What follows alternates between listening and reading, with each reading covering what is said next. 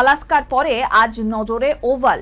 শুক্রবার আলাস্কায় রুশ president Vladimir পুতিনের সঙ্গে ঘণ্টা তিনেক বৈঠক করেছিলেন মার্কিন প্রেসিডেন্ট ডোনাল্ড ট্রাম্প।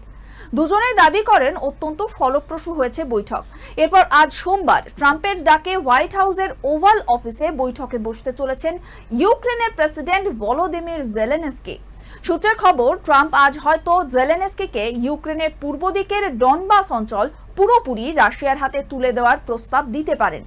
পাশাপাশি ট্রাম্প নিজেই নাকি দিনক্ষণ ঘোষণা করে জানিয়ে দিয়েছেন যে জেলেনস্কির সঙ্গে বৈঠক ভালোই মিটলে 22শে অগস্ট তিনি এক টেবিলে বসাতে চাইছেন পুতিন ও জেলেনস্কিকে।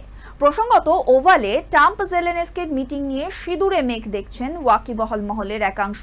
কারণ গত ফেব্রুয়ারিতে এই ওভাল অফিসেই বৈঠক করতে এসে ট্রাম্প এবং মার্কিন প্রেসিডেন্ট জেডি ভান্সের সঙ্গে অন ক্যামেরা বাগযুদ্ধে জড়িয়ে পড়েছিলেন জেলেনস্কি। হোয়াইট হাউস থেকে কার্যত ঘাড় ধাক্কা দিয়ে বের করে দেওয়া হয়েছিল তাকে। তারপরে এই প্রথমবার হোয়াইট হাউসে পা রাখতে চলেছেন ইউক্রেনীয় প্রেসিডেন্ট।